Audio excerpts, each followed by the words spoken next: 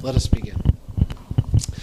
I was born in Phoenix, Arizona in July of 1983. I have lived in Phoenix, Arizona for all of my life. আমার জন্ম 1983 সালের জুলাই মাসে অ্যারিজোনার ফিনিক্সে। আমি আমার সারাটা জীবন অ্যারিজোনার ফিনিক্সেই কাটিয়েছি। আমার পিতামাতা ছিলেন খুবই অল্প বয়স্ক। আমার মায়ের বয়স ছিল 17 যখন আমার জন্ম হয়। বাবার বয়স 18। তখন তিনি জেলে মারিজুয়ানা রাখার অপরাধে। আমার জীবনের প্রথম 2 বছর অতিবাহিত হয়ে গিয়েছে তখন, যখন আমার বাবা ছিলেন জেলখানায়। যখন তিনি বের হয়ে এলেন, তিনি যথেষ্ট চেষ্টা করেছিলেন যতটা তার জ্ঞান ছিল তার যৌবনের শুরুতে পাওয়া গাইডেন্স অনুযায়ী একজন ভালো পিতা ও একজন ভালো স্বামী হওয়ার জন্য। আর এটা হতে গিয়ে তাকে অনেক বেশি ড্রাগের চোরাকারবারিতে যুক্ত হতে হয়েছিল, আর ফলস্বরূপ বহু প্রবলেমস, যেগুলো অবভিয়াসলি আপনারা আপনাদের বাড়িতে চাইবেন না। তবে বলতে পারি আমি শৈশবে মোলেস্টেড হইনি। শৈশবে আমাকে কখনোই খালি পেটে দিন কাটাতে হয়নি। কিন্তু স্বামী স্ত্রীর সম্পর্কের বিশ্বাসহীনতা, মাদকতা, ড্রাগ অ্যাবিউজ, এই সব কিছুই ছিল আমার বেড়ে ওঠার বাড়িতে খুবই কমন বিষয়। আমি আমার পিতামাতার বিরুদ্ধে খারাপ কিছু বলার জন্য এসব কিছু বলছি না। আমি বলছি যাতে করে আপনারা বুঝে নিতে পারেন সেই ব্যাকগ্রাউন্ডটা যেখানে আমি বড় হয়েছি। যখন আমার বয়স 7, আমার পিতামাতা ডিসাইড করলেন যে তারা নিজেদেরকে পরিচ্ছন্ন করবেন। আমার মা তখন ইন্ট্রাভেনাস মেথ ইউজার, আর আমার বাবা তখন আবারও জেলে যাওয়ার জন্য প্রস্তুত। তাই তারা স্থির করলেন তারা একে অপরের থেকে ডিভোর্স নিয়ে নেবেন। তাদের নিজেদেরকে বিচ্ছিন্ন করার প্রয়োজন, নিজেদেরকে পরিচ্ছন্ন করার প্রয়োজন। আর তাদের কেউই একজন শিশুর দায়িত্ব নেওয়ার কথা অনুভব করতে পারেননি। আমাকে তারা গ্র্যান্ড প্যারেন্টসের কাছে পাঠিয়ে দিলেন। আমার দাদু দাদি ধর্ম নিয়ে বিচ্ছিন্ন হওয়ার কারণে আমাকে কখনো বলেননি যে আমাকে একজন খ্রিস্টান হতে হবে নাকি আমাকে একজন ক্যাথলিক হতে হবে, কারণ তারা নিজেরাই নিজেদের মধ্যে ধর্ম নিয়ে বিভক্ত ছিলেন। তারা দুজন একমত হতে পারেননি খ্রিস্টান ধর্মের কোন ভার্সনটা খ্রিস্টান ধর্মের সঠিক ভার্সন। তাই তারা আমাকে বলেননি আমাকে কোন ধর্মটা গ্রহণ করতে হবে। তারা আমাকে মানুষের সাথে সেই ব্যবহারটা করতে বলেছিলেন যে ব্যবহারটা আমি মানুষের কাছ থেকে পেতে চাই, আর পৃথিবীতে বের হয়ে পড়তে বলেছিলেন যাতে করে আমি অপরের কথা জানতে পারি। বের হও, মানুষকে প্রশ্ন করো আর তাদের কথা জানো। আর আমি আমার নিজের জীবনের জন্য এমন একটা পথ খুঁজে বের করি যেটা আমার জন্য উপযুক্ত। তাই স্থির করলাম নিজের পথ, নিজের গাইডেন্স নিজেই খুঁজে বের করব। আমি মনে করি ধর্ম নিয়ে বিভক্ত কোনো পরিবারে এটাই হলো সর্বোত্তম উপদেশ যা একজন শিশুকে দেওয়া যায়। মানুষের সাথে সেই ব্যবহারটা করো যেটা তুমি মানুষের কাছ থেকে আশা করো। আর আমি এটা খুবই আন্তরিকভাবে নিয়েছিলাম। একজন ডিভোর্স হয়ে যাওয়া পরিবারের সন্তান হিসেবে আমি গ্র্যাজুয়েশন করলাম হাই স্কুল থেকে। আমি বয়সের দিক থেকে 1.5 বছর আগেই গ্র্যাজুয়েশন কমপ্লিট করেছিলাম। তারপর ট্রেড স্কুল অডিও ইঞ্জিনিয়ারিংয়ের ডিগ্রি কমপ্লিট করলাম। যখন আমি অডিও ইঞ্জিনিয়ারিংয়ের জন্য স্কুলে যাচ্ছিলাম তখন 9/11-এর ঘটনা ঘটল। আপনাদের অনেকেই হয়তো 9/11-এর ঘটনা মনে রেখেছেন। যাদের 9/11-এর ঘটনা মনে রাখার মতো বয়স হয়েছিল, আমার সেই দিনটা স্পেসিফিক্যালি মনে রয়েছে। আমার দাদি এলেন, ঘুম থেকে তুললেন আর বললেন, আয় টিভিতে দেখবি আয়। আমি উঠলাম, দেখলাম একটা প্লেন টাওয়ারে আঘাত করছে। একই দৃশ্য বারবার দেখেই যাচ্ছিল। কেউই বুঝতে পারছিল না কী ঘটছে। কেউ হয়তো বলছে ট্রেনিং মিশন কিছু ভুল করে ফেলেছে, কেউ বলছে প্লেন চুরি হয়ে গিয়েছে, কেউ বলছে এলিয়েন প্লেনের নিয়ন্ত্রণ নিয়েছে। সেদিন কেউই কিছু বুঝতে পারছিল না কী ঘটছে। আর আমার মনে হলো জাস্ট এসব শোনার আমার প্রয়োজন নেই। যাই হোক, এসব কিছু তো সবসময় ঘটতে থাকে। এটাই ছিল আমার ভাবনা। এইরূপ ট্র্যাজেডিজ, এইরূপ দুর্ঘটনা সব সময়ই ঘটতে থাকে, সব দেশেই, সারা বিশ্বজুড়ে। এটা স্পেশাল কোনো বিষয় নয়। I couldn't understand it. আমি আবারও ঘুমাতে চলে গেলাম। আর পরবর্তী আমার জীবনে 2 থেকে আড়াইটা বছর দেখলাম 9/11 দৈনিক খবরে। ইট ওয়াজ আনঅ্যাভয়েডেবল। কিন্তু এটা আমার সার্ভিসে যোগ দেওয়ার মানসিকতাকে কমাতে পারল না। একদিন আমি একটা কমার্শিয়াল অ্যাড দেখলাম যেটাতে একটা জিঙ্গল ছিল, be all that you can be. যে ব্যক্তি এই স্লোগানটা নিয়ে ভাবনা চিন্তা করেছিল, আমার মনে হয় সে প্রচুর পেমেন্ট পেয়েছিল, কারণ শত শত যদি হাজার হাজার নাও হয় যুবক আর্মিতে নাম লিখিয়েছিল শুধুমাত্র একটা স্লোগানের কারণে, be all that you can be. পরের দিন সকালে আমি ঘুম থেকে উঠলাম, স্নান করতে শুরু করলাম, সেই গানটা গাইতে থাকলাম। Yeah, I want to be all that I can be. That's it. That's what I want to do. আমিও আর্মিতে যেতে চাই। আর এটা একটা দারুণ আইডিয়া। আর যাই হোক, আলটিমেটলি আর্মিতে আমি বহু অর্থ উপার্জন করতে পারবো, যে অর্থে আমি আমার পরবর্তী এডুকেশনও কমপ্লিট করতে পারবো, কারণ আমি কলেজের খরচটা উপার্জন করতে চাই। তাই আমি আমার সব কিছু নিলাম আর রিক্রুটারের কাছে পৌঁছে গেলাম। টেবিলে রাখলাম high school diploma, trade school degree, licence, everything, আর বললাম, শুনুন, আমি আর্মিতে যোগ দিতে চাই। তিনি আমাকে আসবাব পরীক্ষায় বসতে অনুমতি দিলেন। এটা একটা সরকারি পরীক্ষা যার মাধ্যমে সরকার বুঝে নেয় কীভাবে আপনাকে কাজে লাগাবে। যদি ভালো রেজাল্ট করতে না পারেন তাহলে তারা আপনাকে মোটর পুলে কাজ দেবে। যদি পরীক্ষাতে মিডিয়াম স্কোর করেন তাহলে হয় তারা আপনাকে লিঙ্গুইস্ট অথবা ইন্টারোগেটর করবে। আর যদি পরীক্ষায় আপনি দারুণ রেজাল্ট করেন তাহলে আপনার সামনে 212টা চয়েস খুলে যাবে। আমি জানি না আমার টেস্টে কতটা রেজাল্ট হয়েছিল, হঠাৎ কর্তৃপক্ষ আমার সাথে দারুণ ব্যবহার করতে শুরু করলো। আমাকে প্রশ্ন করলো, আপনি আর্মিতে কি করতে চান? আমি বললাম, আমি মানুষ হত্যা করতে চাই, আর তার জন্য আপনারা আমাকে পেমেন্ট করবেন। এটাই তো আপনারা করেন, তাই না? আপনারা তার জন্য আমাকে টাকা দেবেন। তিনি বললেন, টেরি, আমি আপনার কাছ থেকে সিরিয়াস অ্যান্সার চাইছি। তো এভাবেই 2002 আগস্টে আমি এনলিস্টেড হলাম। আমাকে স্টেশন করা হলো ফোর্ট লিওনার্দ উড, মিসৌরি। জানুয়ারিতে ট্রেনিং কমপ্লিট। প্রথম স্ত্রীকে বিয়ে করলাম মার্চে। আর বিয়ের অল্প সময় পরেই জানতে পারলাম আমাকে গুয়াতানামো যেতে হবে। আমার মনে হয়নি যে বাড়িতে ফিরে গিয়ে আমি গুগল করে দেখি যে গুয়াতানামো আসলে কি। আমি ভাবলাম আর্মি আমাকে এডুকেট করবে গুয়াতানামো নিয়ে, তারাই আমাকে জানাবে সেখানে আমার কাজটা কী, সেখানে কি করতে হবে, সেখানে যারা বন্দি তারা কারা। কতকগুলো শব্দ আমাদেরকে বারবার শোনানো হচ্ছিল। ওরা আল কায়দা, ওরা তালিবান, তারা টেরোরিস্ট, সবচেয়ে নিকৃষ্ট মানুষ। আর এই লোকগুলোকেই তুমি গার্ড দেবে। ভাবছিলাম এর জন্য নিশ্চয়ই আমাকে একটা ট্রেনিং দেওয়া হবে। আমি ভাবছিলাম তারা আমাকে বলবে এইমাত্র বিয়ে করেছো, স্ত্রীর সাথে সময় কাটাও। যাই হোক, আমি নিজেই যতটা পারলাম স্ত্রীর সাথে সময় অতিবাহিত করলাম। আর আমাদের ট্রেনিং শুরু হলো। কিন্তু ট্রেনিংটা ছিল খুবই হ্যাপাজার্ড। আমাদেরকে আসল প্রিজনে ট্রেনিং করানো হয়নি, একটা ফেক প্রিজনে আমাদেরকে ট্রেনিং দেওয়া হলো। গুয়াতানামোর ম্যানুয়াল দিয়ে ট্রেনিং দেওয়া হলো না, কারণ ওই আইল্যান্ড থেকে কোনো কাগজপাতি বের হতে দেওয়া হয় না। কারণ ওখান থেকে বের হয়ে যদি কোনো খারাপ মানুষের হাতে পড়ে যায় তাহলে সে প্রমাণ করে দেবে যে গুয়াতানামোর অস্তিত্ব রয়েছে। ইনশাআল্লাহ এই রুমের হয়তো আপনাদের কেউই জানতেন না গুয়াতানামোর কোনো কথা। 2002-3 সালে যে সমস্ত মানুষগুলো আমাদেরকে ট্রেনিং দিচ্ছিল তারা ওখানে কোনো প্রকার কাজ করেনি। তারা জানতো না কিছুই, না গুয়াতানামোর কথা না ইসলামের কথা। এই ট্রেনিংটা যথেষ্ট ছিল না। আমরা বুঝতেই পারিনি কিসের মধ্যে আমরা জড়িয়ে পড়তে যাচ্ছি। কিন্তু আর্মি একটা দারুণ কাজ করেছিল, আমাদেরকে ইসলামের কথা শিখিয়েছিল। যখন আমরা প্লেনে চড়তে যাচ্ছি গুয়াতানামো যাওয়ার জন্য, আমরা ছিলাম নিউ জার্সির ফোর্ট ডিক্সে, প্রায় 8 ঘন্টার ফ্লাইট। কিন্তু 45 মিনিট পরেই ল্যান্ড করলাম। দেখলাম প্লেন নিউ ইয়র্ক সিটিতে ল্যান্ড করলো, কারণ আমাদের কমান্ডার সেই দিন আমাদেরকে গ্রাউন্ড জিরোতে নিয়ে যাওয়ার ব্যবস্থা করেছিলেন। তিনি আমাদেরকে গ্রাউন্ড জিরোতে সমস্ত কমেন্টস, সমস্ত ডিস্ট্রাকশন, সমস্ত রাবেলস দেখাতে চাইছিলেন সমস্ত ফুল, সেই সমস্ত মানুষের ছবি যারা সেখানে মারা পড়েছে। যখন কোনো মানুষকে সব কিছু দেখানো হয় তখন তার পিছনে একটা কারণ থাকে। এটা যেন কোনো ফিলিস্তিনিকে গাজাতে নিয়ে গিয়ে দৃশ্য দেখানো, কোনো ইহুদিকে ইউরোপের কোনো কনসেন্ট্রেশন ক্যাম্পে নিয়ে যেয়ে দেখানো, এরূপটা করার পিছনে একটা কারণ থাকে। আর যখন আমরা প্লেনে চড়লাম তখন তিনি আমাদেরকে বললেন, আমি চাই যা কিছুই আজ দেখলে সব কিছুই মনে রাখবে। আমি চাই তোমরা মনে রাখবে ধ্বংসস্তূপ। আমি চাই তোমরা যেন মনে রাখো সেই 3000 নিষ্পাপ প্রাণ যা আমেরিকা হারিয়েছে। আমি চাই তোমরা মনে রাখবে সেই সমস্ত নারী, পুরুষ ও শিশুদিকে যাদেরকে আমরা বিনা কারণে হারিয়েছি। আমরা এই যুদ্ধটা শুরু করিনি, কিন্তু আমরাই এই যুদ্ধটাকে শেষ করব। মনে রেখো ইসলাম আমাদের এখানে কি করেছে। তো যেমন আমি আগেই বলেছিলাম, আমাদেরকে ইসলামের শিক্ষা দেওয়ার ব্যাপারে আর্মি আমাদেরকে ইসলামের সেসব কিছুই শিখিয়েছিল যেগুলো দিয়ে আমরা আমাদের কাজটা করতে পারবো। যখন আমরা গুয়াতানামো উড়ে যাচ্ছিলাম আমি আমার কমান্ডারের কথাগুলো ভাবছিলাম। আমি ভাবছিলাম সেই সমস্ত শব্দগুলো যেগুলো আমি এতদিন ধরে শুনে আসছিলাম। অবভিয়াসলি আল কায়দা, তালিবান, মুজাহিদিন তারা এই শব্দগুলো বারবার বলে নিউজে। কিন্তু যখন আমরা ট্রেনিং করছিলাম আমরা শুনছিলাম স্যান্ডনিগার, ডাট ফার্মার, ক্যামেল জকি। আপনারা হয়তো ফিল করতে পারছেন না এই শব্দগুলোর প্রভাব কতটা আপনার ওপর পড়তে পারে, যতক্ষণ না অনেক পরে আপনার সেই সিচুয়েশনের মধ্যে পড়ে যান।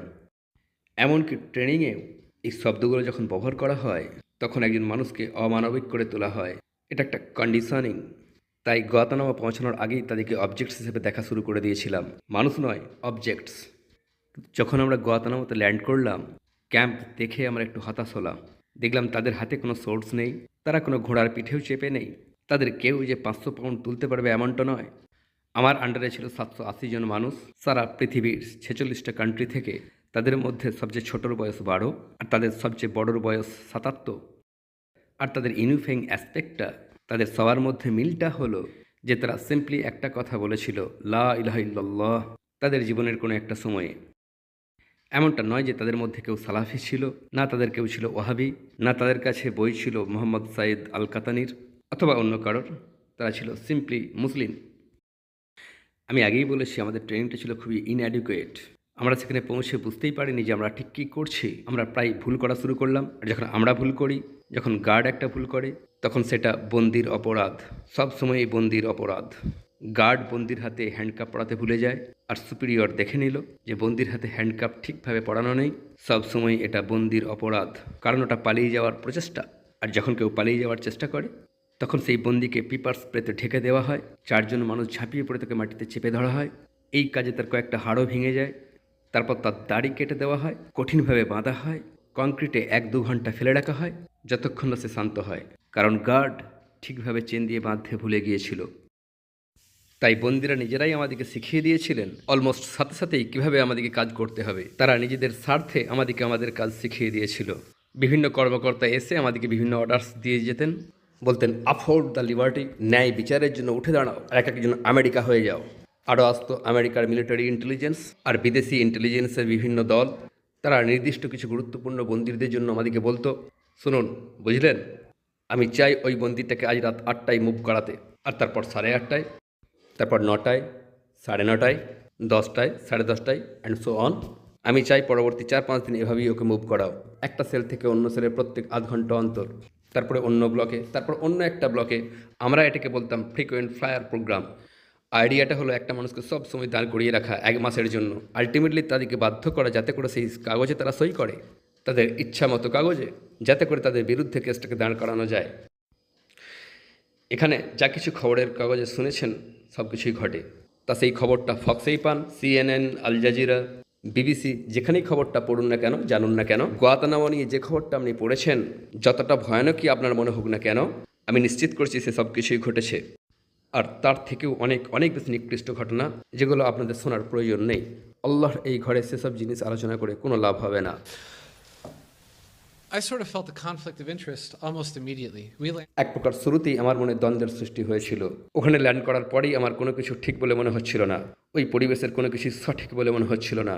আমাকে বলা হয়েছিল আমেরিকা স্বাধীন মানুষের ভূমি, সাহসীদের গৃহ, আর আমরাই হলাম সাম্য ও ন্যায় বিচারের প্রতীক। আমার সারাটা জীবন আমাকে কথা বলা হয়েছে। আর আমি এমন একটা স্থানে ল্যান্ড করলাম যেটা আক্ষরিক অর্থেই একটা জেলখানা, অথচ পৃথিবীর কোনো জেলখানার মতো নয়। আমাদের সেখানকার কাজকর্ম কোনো প্রকার দেশত্ববোধক ছিল না, না ছিল আমেরিকান, স্বাধীনতার কোনো কিছুই ছিল না, লিবার্টির নামগন্ধহীন। আমি আর পারছিলাম না, আমি আর নিতে পারছিলাম না, যা কিছু করছিলাম আর করতে পারছিলাম না। আমাকে যা কিছু করার আদেশ দেওয়া হচ্ছিল আমি আর সামালতে পারছিলাম না। একজন মানুষকে এভাবে টর্চার, অ্যাবিউজ, বেইজ্জত করার কাজে আমি আর অংশ নিতে পারছিলাম না। কেউ ঘুম থেকে উঠে কথা বলবে না যে আমি এই কাজটা করতে চাই। আপনাদের কি মনে হয় গদ্দাফি, সাদ্দাম হোসেন বা পৃথিবীর যে কোনো ডিকটেটর, তাদের কেউই সকালে ঘুম থেকে উঠে নিজেকে কথা বলে না আজ আমি একজন মানুষকে টর্চার করব? এটা কোনো নর্মাল মানুষের কাজ নয়, সেখানে কোনো নর্মাল মানুষের কাজ ছিল না। তাই আমাদের অনেকেই, তাদের মধ্যে আমিও একজন, মদ্যপ হয়ে পড়লাম। যদি আমরা রাতে দুঃস্বপ্ন ছাড়াই ঘুমাতে চাই, মানুষের আর্তচিৎকার ছাড়াই, কোনো প্রকার অপরাধ বোধ, লজ্জা অনুভূতি এসব কিছু ছাড়াই, আমাদের নিজেদের করা কাজে দুঃখ অনুভব করা ছাড়াই ঘুমাতে চাই, তো আমরা নিজেদেরকে মাতাল করে দিতাম। আর সাধারণত এর জন্য প্রয়োজন পড়তো a fifth of vodka. A fifth নয়, ভদকার একটা বিশাল বড় বোতল। এটা বাঁচার এক ভয়ানক পন্থা, জাস্ট নিজের সাথেই লড়াই করে যাওয়া, এক বোতল থেকে অন্য বোতল, যা কিছু করার করো, আর মদ খেয়ে রাতের বেলায় ভাসিয়ে দাও। আর আমি একদিন আত্মহত্যা করার কথা ভাবলাম। আমার প্লেটুন সার্জেন্টকে বললাম যে আমার আত্মহত্যা করতে ইচ্ছা করছে, আমাকে অন্য কোনো কাজে দিন, এমন কোনো কাজ যেখানে বন্দিদিকে নিয়ে কোনো কাজ নেই, তারা এই কাজটা করতে পারে। কিন্তু তিনি বললেন, না টেরি, তোমাকে আমাদের প্রয়োজন, তোমাকে আমাদের প্রয়োজন, এখানেই থাকো, আরও কয়েক বোতল বিয়ার খাও, ওকে হয়ে যাবে। আমি আমার প্লেটুন লিডারকে বললাম, স্যার আউট অফ রেসপেক্ট আমাকে ডাক্তারের কাছে যেতে হবে, আমার মানসিক চিকিৎসার প্রয়োজন। টেরি, তোমাকে আমরা হারাতে পারি না, তুমি এটা করতে পারো না, তোমাকে আমাদের প্রয়োজন, এই নাও আরও বিয়ার খাও। অতঃপর টপ ব্যক্তির কাছে গেলাম, যতটা হায়েস্ট পার্সনের কাছে আমার পক্ষে যাওয়া সম্ভব। স্যার, আমার আত্মহত্যা করতে ইচ্ছা করছে, আমাকে মানসিক চিকিৎসা করাতে হবে, প্লিজ ডাক্তার দেখানোর অনুমতি দিয়ে দিন। তিনি বললেন, টেরি, যদি আমি তোমাকে অনুমতি দিই তাহলে অনুমতি দিতে হবে আরও একজনকে, তারপর আরও একজনকে, তারপর সবাই তাদের ভালো লাগা খারাপ লাগার কথা বলতে থাকবে। তাহলে এই মিশনটা কে চালাবে, কে এই কাজটা করবে?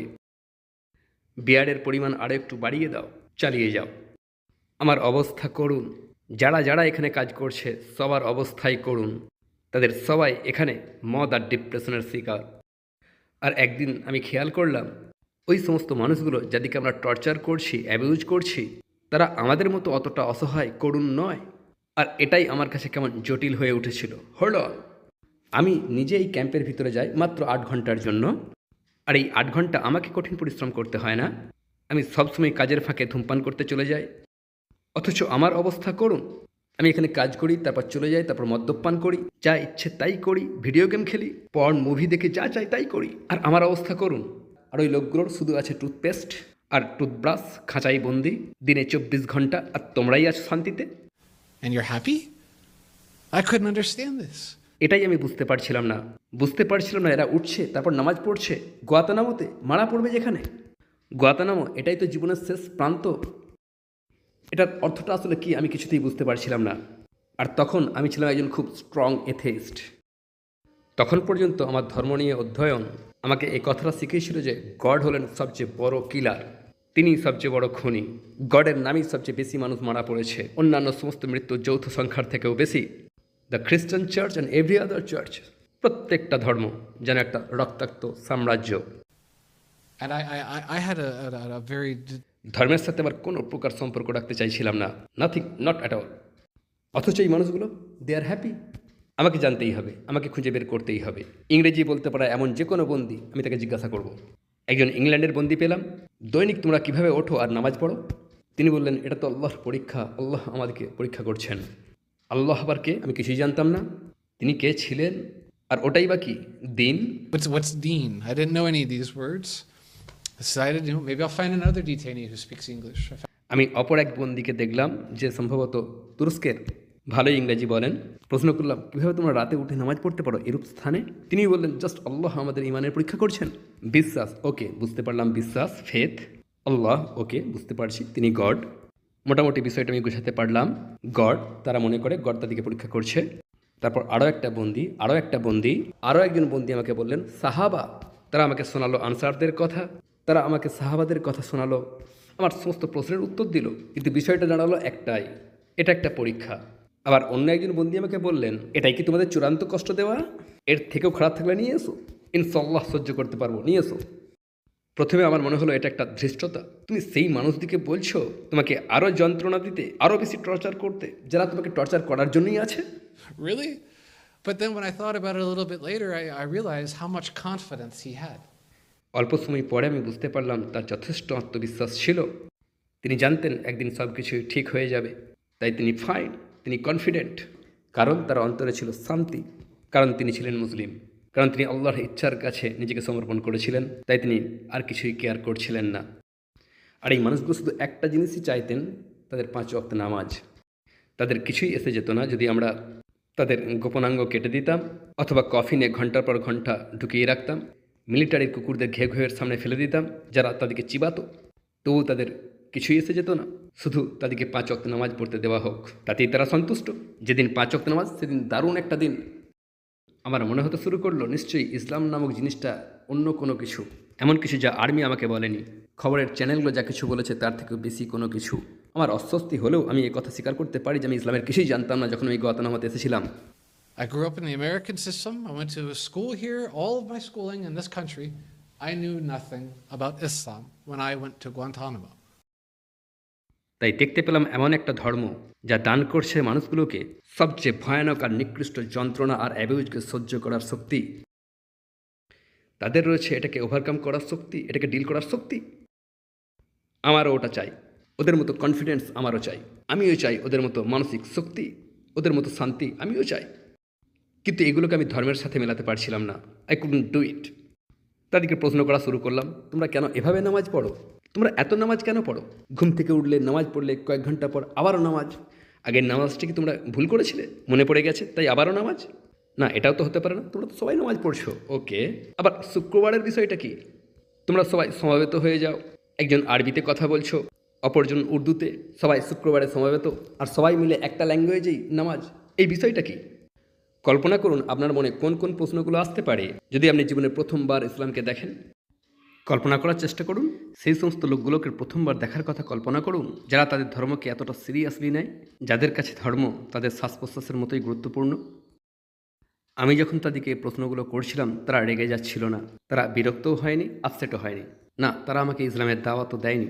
কেউ আমাকে বলেনি তুমি কাফের, তুমি জাহান্নামে জ্বলতে থাকবে, তোমার শাহাদার ঘোষণা দেওয়া উচিত। যদি তুমি জানতে এটা কতটা গুরুত্বপূর্ণ, তারা আমার প্রশ্নের উত্তর দিত আর নিজেদের কাজে ব্যস্ত থাকতো। ঘটনাক্রমে একদিন একজন বন্দী আমাকে বলে ফেললেন, আমি আপনাকে একটা জিনিস দিতে চাই। আমার হাসি বেরিয়ে আসার উপক্রম। আমাকে আপনি কি দেবেন? টুথব্রাশ, টুথপেস্ট, সাবান। তিনি আমাকে বললেন তিনি আমাকে একটা বই দেবেন, আর যদি আমি সেই বইটা পড়ি তো সেই বইটাই আমাকে আমার সমস্ত প্রশ্নের উত্তর দেবে। সেটা আমাকে বুঝিয়ে দেবে আমি আমার জীবনে কোথায় দাঁড়িয়ে রয়েছি, আমার অবস্থাটা বুঝিয়ে দেবে কোথায় দাঁড়িয়ে রয়েছি, কোথায় যেতে হবে। আমি নিজেকে রুখতে পারছিলাম না। উনি আমাকে এমন একটা বই দিতে যাচ্ছেন যে আমার সমস্ত প্রশ্নের উত্তর দিয়ে দেবে। ও শিওর, নিশ্চয়ই বইটা আমি কিনবো। আমি ডান দিকে তাকালাম, কোনো গার্ডস আছে কিনা দেখলাম, বাঁ দিকে তাকালাম, অন্য কোনো গার্ড দেখতে পেলাম না। আমি চাইছিলাম না অন্য কেউ জেনে যাক যে একজন বন্দী আমাকে কিছু দিচ্ছেন। কোনো বন্দির সাথে কথা বলা আইন বিরুদ্ধ, আর কোনো বন্দির কাছ থেকে গিফট নেওয়া সম্ভবত আমাকে বন্দি করা হবে।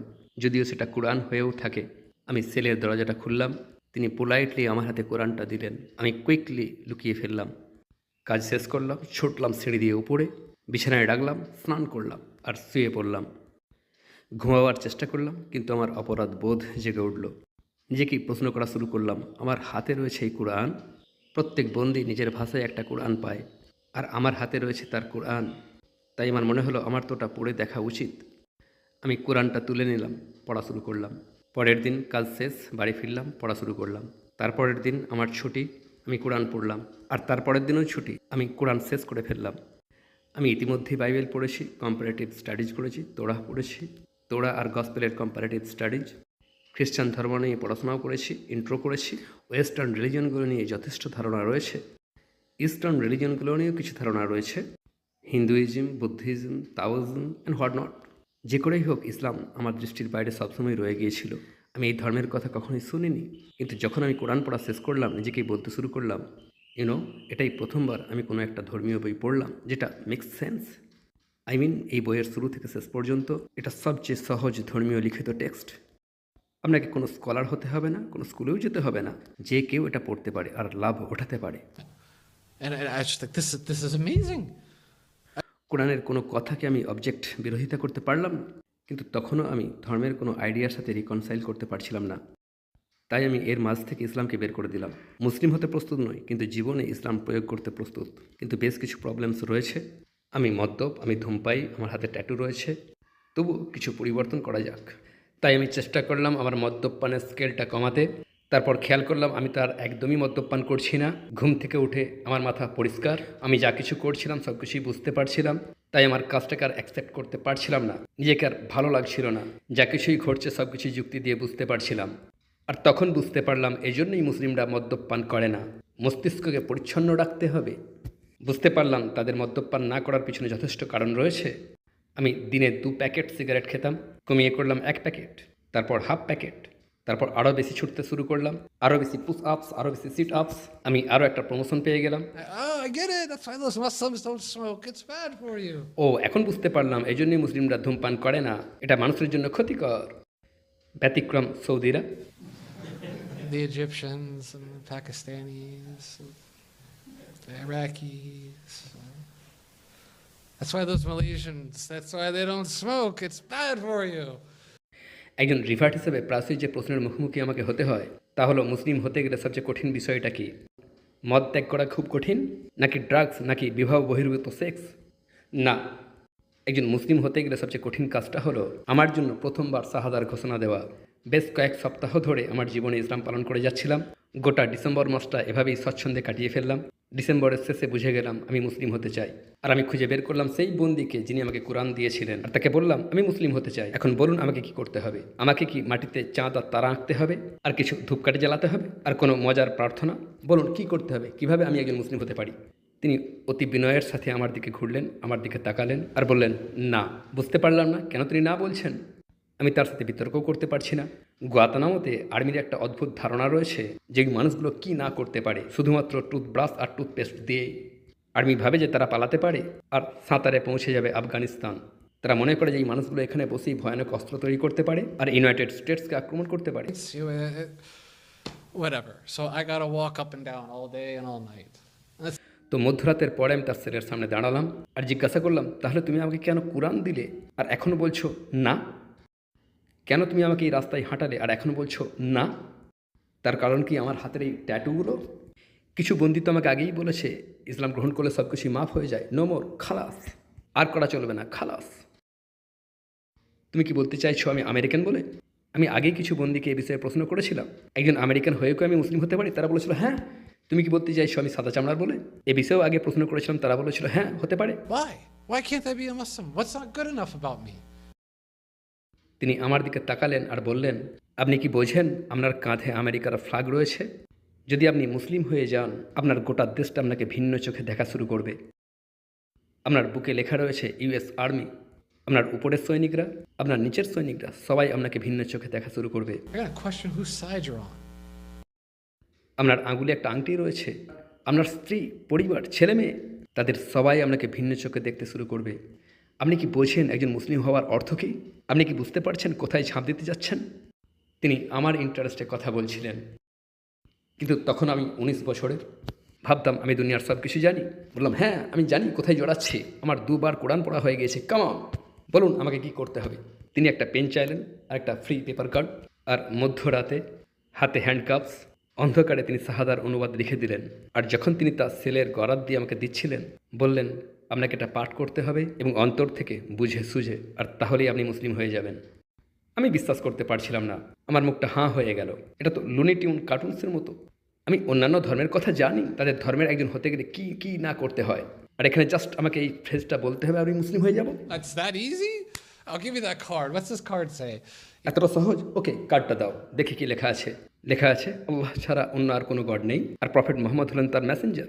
Yeah, yeah, man. There is no God except for Allah and the Prophet. No, but দাঁড়ান দাঁড়ান, আরবিতে, আরবি আরবি। আর আমি আবারও কার্ডটা দেখলাম আর বুঝতে পারলাম এই ভাষাটা নিশ্চিত রূপে ইংরাজি নয়। a shadow, a shadow, Anna? অ্যানাকে?